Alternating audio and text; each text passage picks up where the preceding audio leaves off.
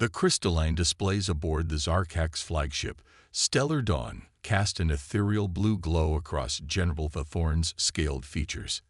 His towering figure, adorned with ceremonial armor that had witnessed 100 victories, stood motionless as he studied the holographic projection of Earth. The third planet of this unremarkable solar system rotated slowly before him, its swirling white clouds concealing the primitive civilization below. "Supreme Commander, our initial scans are complete," reported First Observer Kexley, her translucent data tablet displaying streams of information. The humans possess nuclear capabilities, but their delivery systems are rudimentary. Their most advanced aircraft barely reach Mach 3, and their space presence is limited to a single orbital station. Vathorn's secondary eyes blinked in sequence, a gesture of mild amusement. Another species that discovered the atom before mastering gravity manipulation. How predictably disappointing. He moved his primary hand across the hologram, zooming in on a region marked for their first deployment. "What is this area designated as?" "They call it Nevada. Supreme Commander. We've detected numerous military installations, but their energy signatures suggest minimal defensive capabilities. Our analysis indicates it would serve as an ideal forward operating base." The general's mandibles clicked softly as he considered the information. The Zarkak's Confederation had integrated 17 species into their empire over the past 3 centuries, and each conquest followed the same efficient pattern. First, establish a foothold at a strategic location. Then demonstrate overwhelming technological superiority. Finally, accept the inevitable surrender and begin the integration process. "Deploy the 7th Expeditionary Force," Vathorn commanded. "Standard containment protocol. I want the primary installation secured within 3 planetary rotations." He turned to address the bridge crew, his voice carrying the weight of countless successful campaigns. "Remember, this is a civilization that still relies on chemical propellants for their weapons. Let's try not to humiliate them unnecessarily." The first wave of Zarkak's drop ships descended through Earth's atmosphere at precisely 300 local time. Their quantum fields rendered them invisible to human radar, and their gravitational dampeners eliminated any acoustic signature. It should have been perfectly orchestrated, just like every other first contact operation. The first sign that something was different came 18 minutes after touchdown. "Supreme Commander," Kexley's voice carried an unusual edge of concern. "We've lost contact with Forward Team 6. Vathorn turned sharply. "Lost contact? How?" "Their neural links are designed to function even in death." Before she could respond, another report came in. Then another, and another. Within minutes, the holographic display showed alarming gaps in their carefully planned deployment grid. "Getting visual feed from Team 3, announced the communications officer. The main screen activated, showing helmet footage from a Zarkak soldier. The view swept across empty desert terrain, then suddenly filled with rapid muzzle flashes from multiple directions. The primitive projectile weapons shouldn't have posed any threat to Zarkak's battle armor, but somehow the humans were targeting weak points that even the Zarkaks didn't know existed.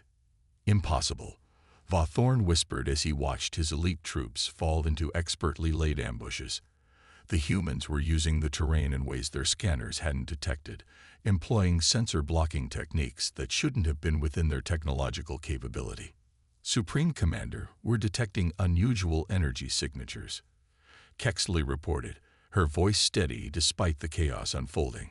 "The humans, they're using our own drop ship's quantum field emissions to mask their movements. They've somehow analyzed and adapted to our technology in minutes." Vathorn's external scales shifted colors, reflecting his growing concern.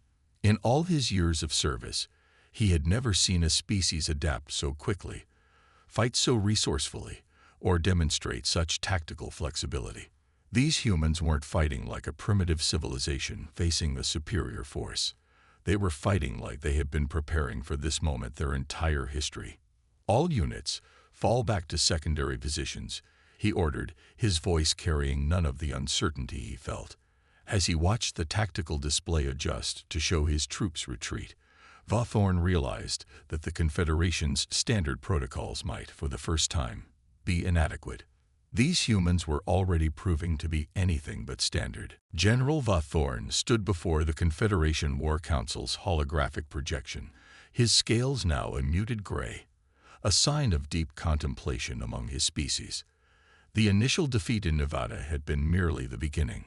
Over the past 72 hours, human resistance had evolved in ways that defied all strategic predictions. "Explain the Palmer Base incident," demanded Council Elder Shrix, her crystalline form shimmering with barely contained agitation. Vauthorn activated a tactical replay. The hologram showed a Zarkax heavy assault division, 50 vehicles strong, advancing on what appeared to be a weakly defended human military installation.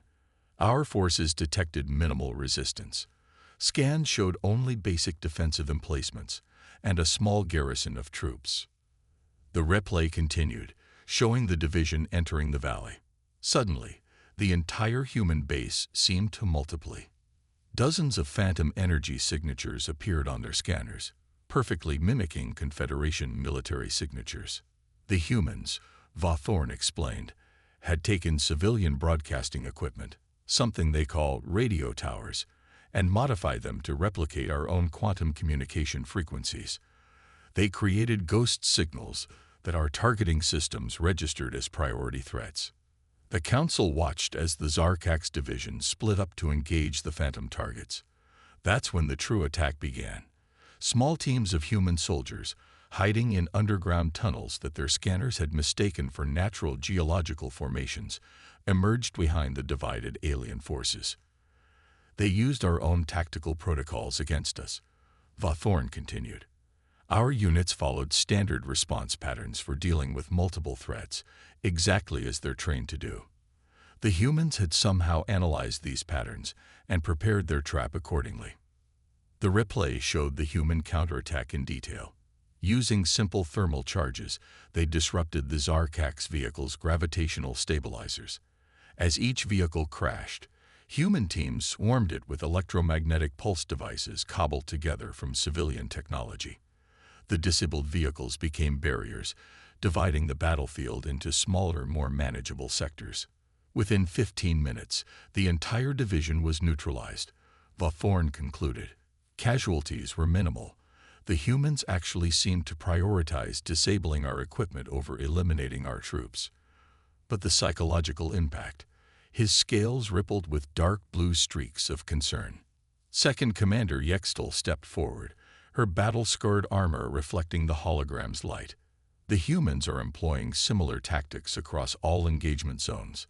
They're turning our technological advantages into vulnerabilities. Our soldiers are becoming hesitant to trust their equipment." The replay shifted to another battle, this time in a region called the Movav Desert. Human forces had used the intense heat to create thermal mirages that confused Zarkax targeting systems. But instead of random distortions, they had somehow shaped the mirages to mimic specific Confederation ship signatures. They're learning, adapting, and innovating at an unprecedented rate, Vauthorn explained. Every engagement teaches them more about our capabilities, and they devise counters using technology centuries behind our own. They're turning their primitive understanding of physics into an advantage we never conceived possible. The council chamber fell silent as they watched human soldiers use simple mirrors and precisely calculated angles to redirect their own energy weapons back at them.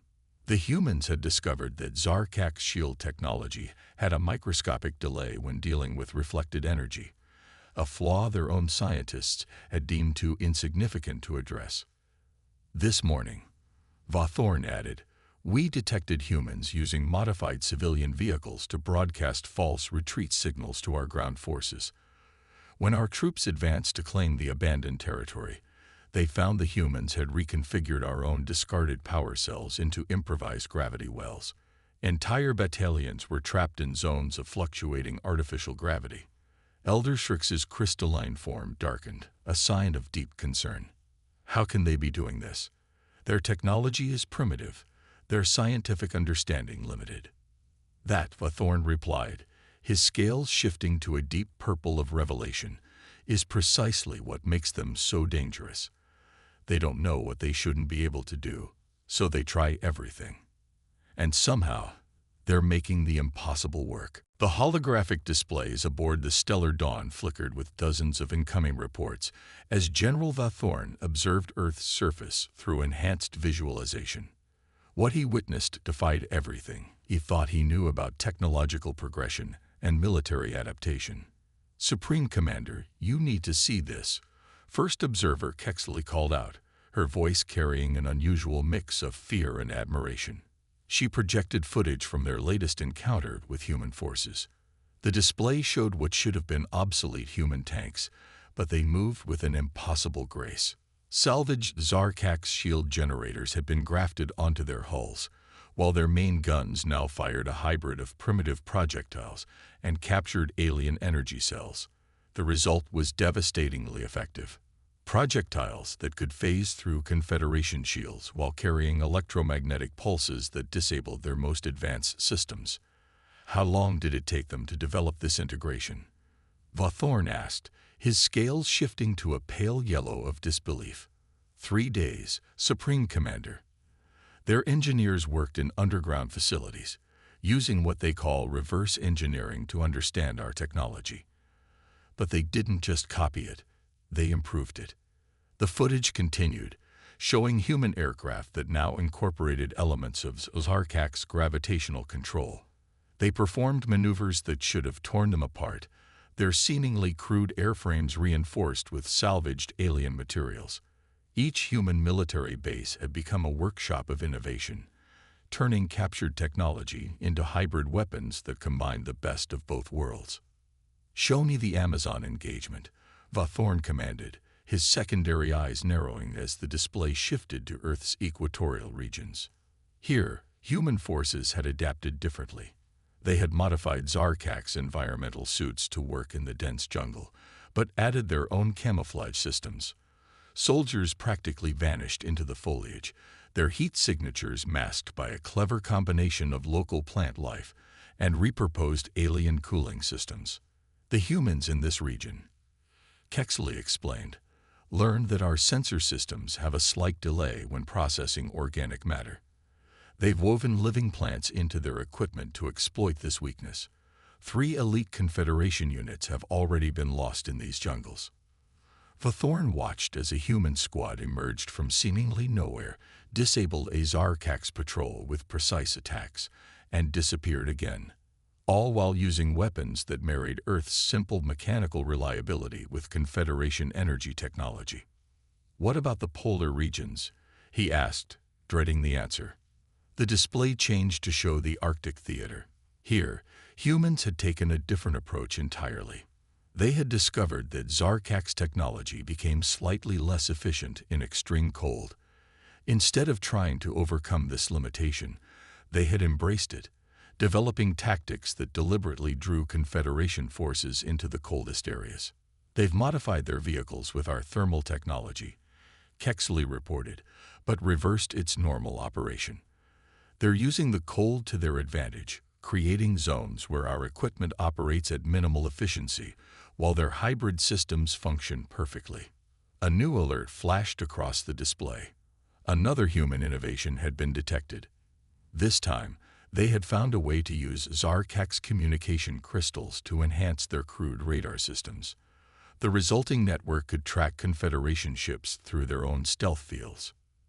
"They're not just adapting our technology," Vathorn realized, his scales now pulsing with deep blue patterns of revelation.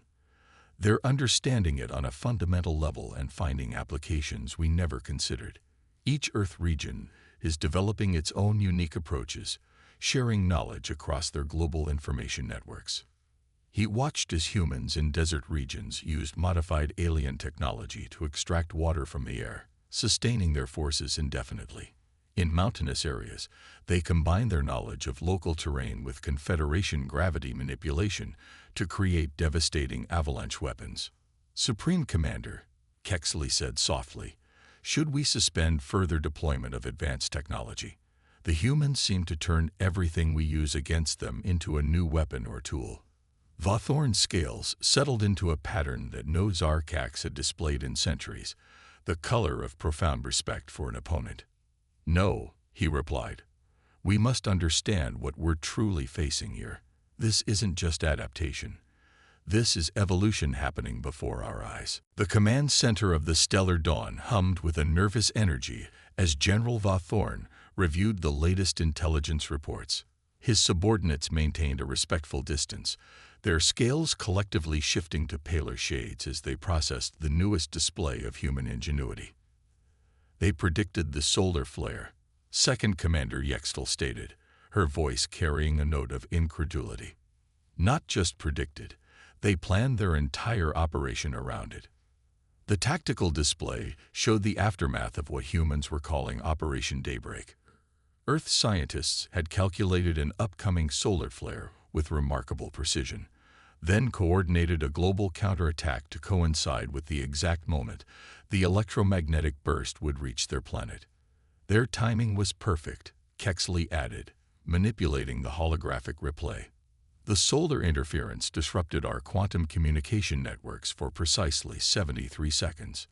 In that window, human forces launched simultaneous strikes against 37 of our forward operating bases." Vathorn watched the replay with all four eyes focused intently. The humans had used the communication blackout to deploy a new weapon, modified civilian satellites that now broadcasted targeted electromagnetic pulses. These pulses, amplified by the solar flare's natural radiation, created zones where Zarkax technology simply stopped functioning. "Show me the atmospheric data," he commanded. New data streams appeared, revealing another layer of human tactical brilliance. They had launched weather modification devices, crude but effective, into the upper atmosphere days before the attack. These devices had subtly altered local weather patterns, creating specific atmospheric conditions that would enhance the solar flare's effects in key battle areas. "Their understanding of causality chains is remarkable," Vathorn observed, his scales rippling with dark blue patterns of deep thought. "They didn't just exploit one advantage. They created a cascade of advantages, each building upon the last." The display shifted to ground-level footage. In the moments when Zarkax technology had been compromised, human forces had deployed their hybrid weapons. They had learned that the Confederation's advanced targeting systems could be overwhelmed by multiple signal types simultaneously. Their solution was elegantly simple. They attacked with conventional weapons, electronic warfare, and modified alien technology all at once. "There's more, Supreme Commander," Kexley said hesitantly. "We've detected unusual patterns in their global communication networks." A new visualization appeared, showing Earth's internet traffic. The humans had created a decentralized system for sharing tactical information. Each military unit added their combat experiences to this network in real time, allowing forces worldwide to instantly adapt to new Zarkax strategies. "They're treating information as a weapon," Vathorn realized. "Every encounter with our forces becomes a learning opportunity for their entire species." The evidence was clear in the data.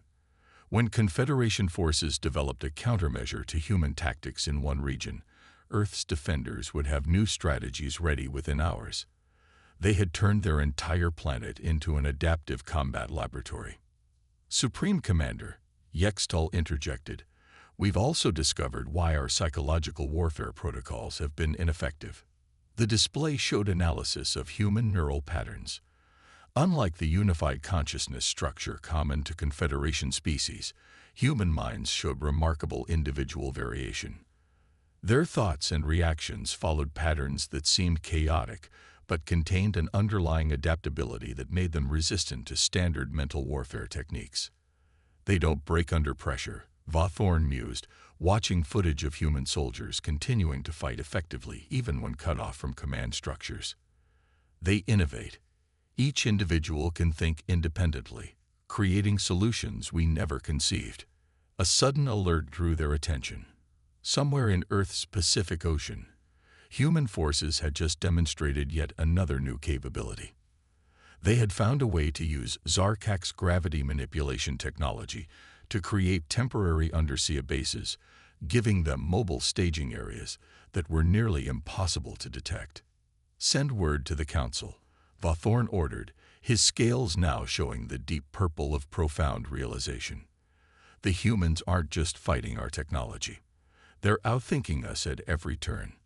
In all my centuries of combat, I've never seen minds that work quite like theirs." The Stellar Dawn's observation deck offered a panoramic view of Earth's Pacific Ocean, where General Vathorn witnessed what his tactical officers were calling the impossible defense.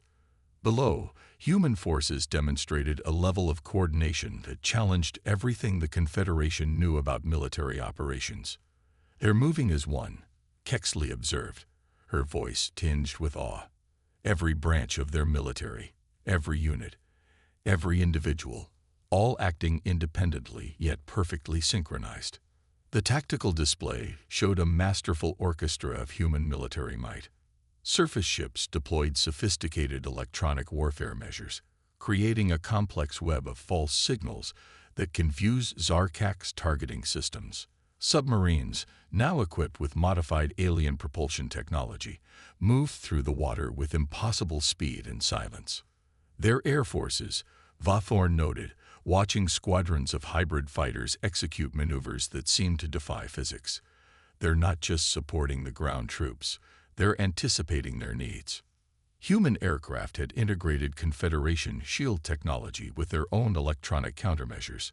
They darted through the chaos of battle, creating corridors of safety for ground forces while simultaneously disrupting Zarkak's formations.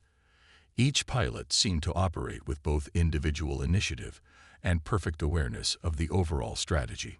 A new alert flashed across the display. In the waters near a location called the Mariana Trench, human submarines had discovered how to use Zarkak's gravity manipulation to create temporary underwater corridors. Supply lines that should have been vulnerable became nearly untouchable, hidden in the ocean's depths. "Supreme Commander," Yextel reported, "we're detecting unusual energy signatures from their ground forces." The display shifted, showing human infantry units equipped with a bizarre combination of Earth and Zarkak's technology.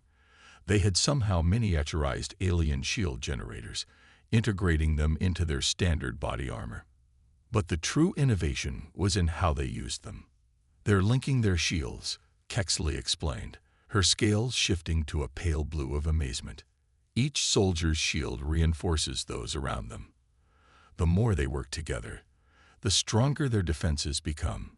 Vathorn watched as human forces demonstrated this principle across every theater of war. Infantry units moved in formations that maximized their shield efficiency. Vehicles positioned themselves to create overlapping fields of protection. Even their aircraft contributed to this defensive network, their modified shields extending protection to forces below. "Show me their command structure," Vathorn ordered.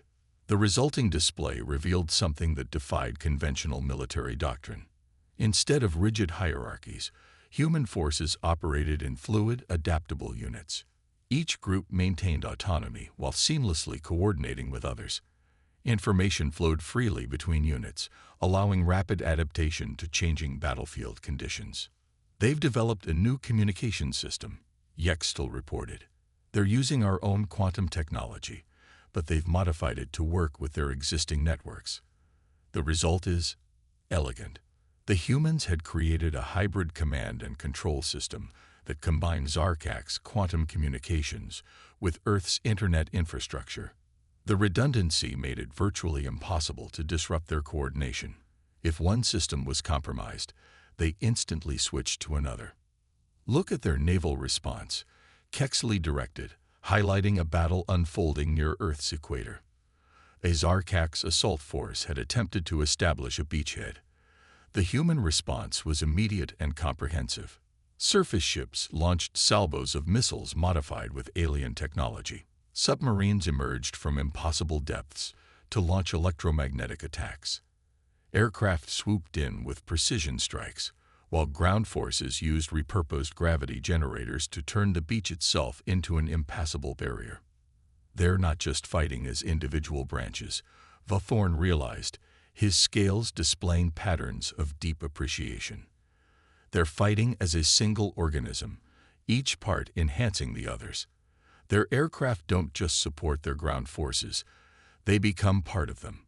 Their ships don't just patrol the waters, they extend the battlefield in 3 dimensions. As they watched, human forces began another coordinated operation. This time, they used their understanding of Zarkak's technology to turn the very environment into a weapon. Air forces seeded clouds with particles that disrupted alien sensors. Naval units created artificial currents that masked submarine movements. Ground forces used modified gravity generators to channel enemy units into precisely prepared kill zones. It's not just strategy, Vathorn concluded, his scales now showing the deep purple of profound respect. It's artistry. General Vathorn stood in the Stellar Dawn Strategic Command Center, reviewing reports from what humans called the Siege of Singapore. His scales shifted through patterns of disbelief as he processed the implications of what he was seeing. They've been cut off from all supply lines for 3 weeks, Kexley reported, bringing up detailed scans of the besieged city.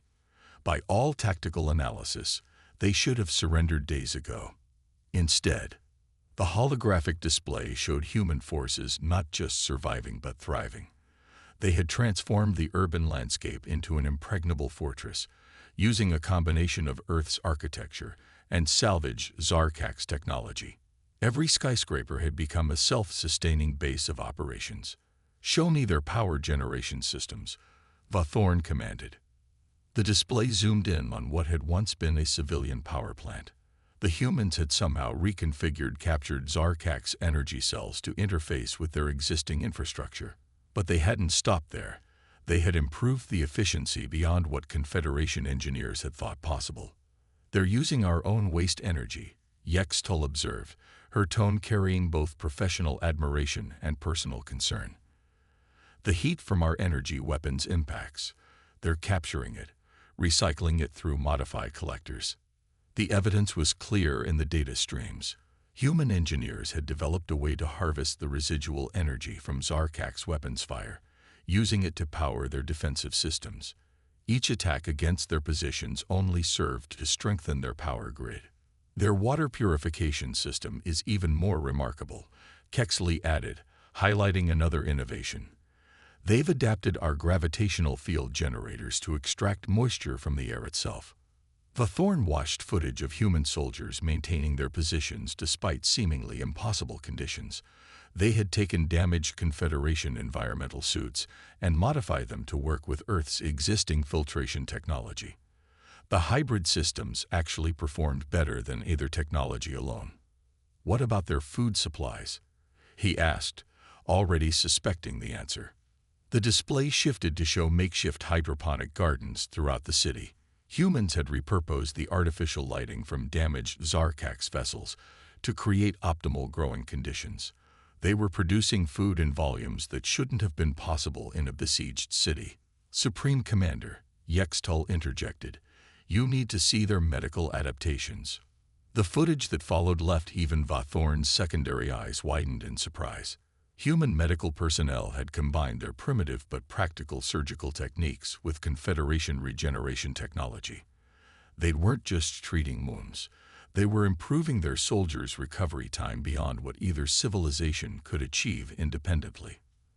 "They've turned one of our destroyer's shield generators into a hospital sterilization system," Kexley explained. "The modification is elegant. They're using it to create sterile fields that our sensors can't penetrate. We can't even track how many wounded they're treating." A new alert drew their attention. The humans had launched another innovation. They were using modified Zarkak's communication crystals to coordinate their efforts across the entire city. Each isolated pocket of resistance could instantly share resources and information with all others.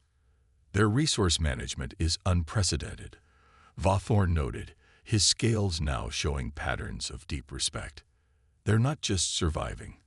They're creating new solutions we never imagined." The tactical display updated with fresh data. Human forces had found a way to recycle damaged Confederation equipment, breaking it down to its base components and reconstructing it into hybrid tools that served their immediate needs. Nothing was wasted. Every piece of technology, whether Earth-made or alien, was repurposed with incredible ingenuity. "Supreme Commander," Yextel said softly, "should we continue the siege? Every day we maintain our position. They develop new innovations. We're not wearing them down. We're teaching them how to be stronger." Vathorn's scales settled into a pattern that few Zarkax had ever displayed. The color of profound revelation. No species in Confederation history has demonstrated such adaptive capability. They don't just endure hardship, they transform it into opportunity. Perhaps we are the ones who should be learning from them. The Battle of Dawn began at sunrise over the Pacific Ocean, though General Vathorn would later reflect that it had been set in motion days earlier. The humans had orchestrated their masterpiece with a precision that even the most advanced Confederation tacticians found breathtaking. Multiple anomalies detected in Earth's orbital patterns. Kexley reported, her scales shifting rapidly between colors of confusion and alarm. "They're using our own gravity generators to alter satellite trajectories." The tactical display showed hundreds of Earth's primitive satellites moving into new positions. The humans had captured and modified Zarkax's gravity manipulation technology, using it to conduct an orbital ballet of unprecedented scale. "Supreme Commander," Yextel called out, "we're detecting unusual solar reflection patterns." Vathorn watched as the humans revealed the first phase of their plan. They had transformed their satellite network into a vast array of solar reflectors, each precisely positioned to redirect and focus sunlight. The energy buildup was extraordinary. "They're not targeting our ships," Vathorn realized, his scales darkening with understanding. "They're charging their weapons." Across Earth's surface, human forces had constructed hybrid energy collectors that combined primitive solar technology with Confederation power systems. As the focused sunlight struck these collectors, they began accumulating energy at rates that should have been impossible for their level of technology. "New signatures detected," Kexley announced. "They're launching something from their polar regions." The display showed hundreds of small objects rising from Earth's surface. At first, they appeared to be simple missiles, but their movement patterns defied conventional physics. The humans had created projectiles that combined mechanical propulsion with alien gravity manipulation. "Full analysis of their attack pattern," Yextel commanded, her voice tight with professional concern. The holographic display expanded to show the full scope of the human strategy. The orbital satellites weren't just reflecting sunlight. They were creating a complex network of gravitational distortions. Each distortion was precisely calculated to accelerate their hybrid missiles while simultaneously disrupting Confederation shield harmonics. "They're using our own sensor protocols against us," Vathorn observed as the first wave of human weapons approached. "Every attempt to scan their missiles provides them with data about our defensive positions." The stellar dawn shuddered as the first impact struck. The humans had synchronized their attack perfectly. Each hit came at exactly the right moment to exploit the microscopic power fluctuations in Zarkax's shield systems. They had learned that even the most advanced Confederation technology had a rhythm, a pattern that could be predicted and countered. "Multiple breaches detected," Kexley reported. "They've penetrated our primary defense grid." But the missile attack was just the prelude.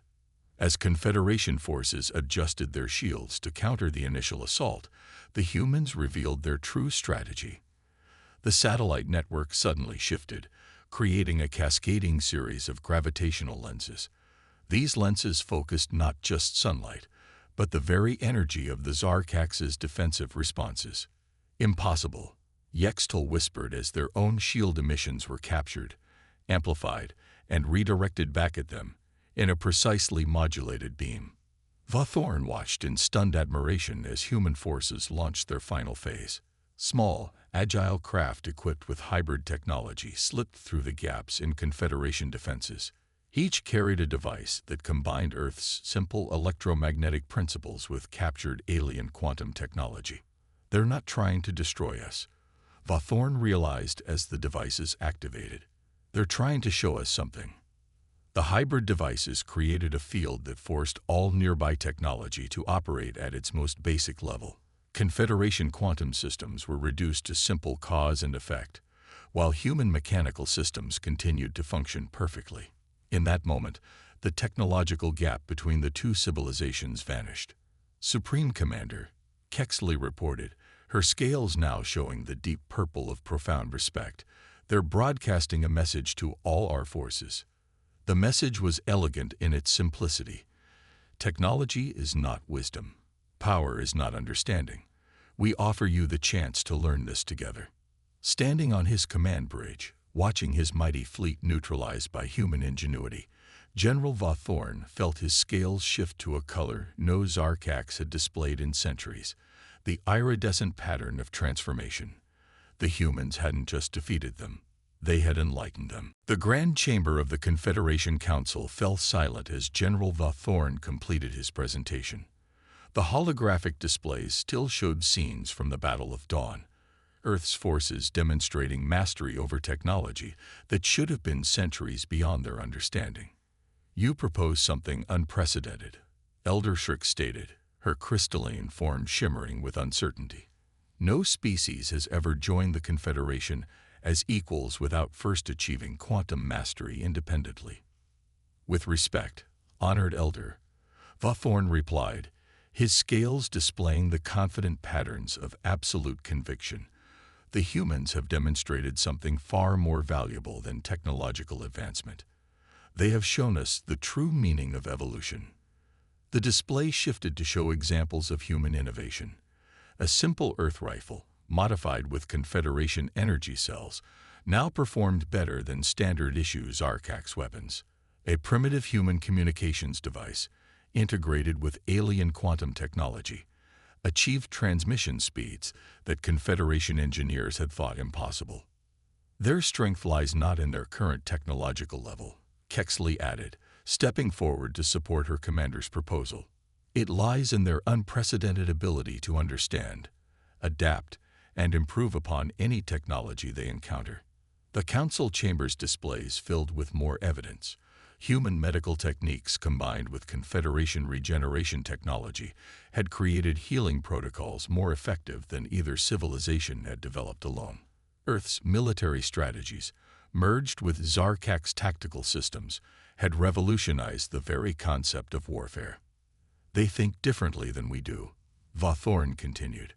Where we see limitations, they see possibilities. Where we follow established protocols, they create new solutions. Their very unpredictability is their greatest strength. A new series of images appeared, showing the first joint human Zarkax projects already underway. Earth engineers working alongside Confederation scientists, each learning from the other. Human creativity combined with Zarkax precision had already yielded breakthroughs in fields that had been stagnant for centuries. Consider their response to our invasion, Yextel contributed, her battle-scarred armor reflecting the chamber's lights. They could have chosen simple resistance. Instead, they turned every engagement into an opportunity for growth and understanding. The displays showed footage from the final battles. Human forces had disabled rather than destroyed their opponents whenever possible. They had developed systems to safely contain and study captured technology, rather than simply weaponizing it. Even in the midst of war, they had maintained their drive to learn and understand. The humans have a saying, Vauthorn said, his scales shifting to display subtle patterns of wisdom. They speak of standing on the shoulders of giants. They understand that progress comes not from discarding what came before, but from building upon it, improving it, seeing it from new angles. The council members watched as the displays showed the newest developments. Human scientists had already begun proposing improvements to Confederation technology that no Zarkax had ever considered. Their fresh perspective, unbound by centuries of established doctrine, saw possibilities that had remained hidden. We came to Earth believing we would find another primitive species to guide toward enlightenment, Vauthorn concluded. Instead, we found teachers. The humans have shown us that true advancement comes not from the steady accumulation of knowledge, but from the ability to see beyond our own limitations. Elder Shrix rose, her crystalline form now glowing with the rare hue of acceptance. You believe they are ready to join us among the stars? No, honored Elder, Vathorn replied, his scales showing the deep purple of profound understanding. I believe we are ready to join them. The humans have taught us more about innovation and adaptation in these few months than we have learned in centuries of expansion. The council chamber's lights dimmed as the final vote was cast. As the results were displayed, Vathorn felt his scales shift to a pattern of hope, not just for humanity's future among the stars, but for the transformation they would bring to the entire Confederation. Let it be recorded, Elder Shrix announced, her voice carrying the weight of history, that on this day, we recognize humanity not as subjects to be uplifted, but as equals from whom we have much to learn. The age of simple technological progression is over. The era of human innovation begins.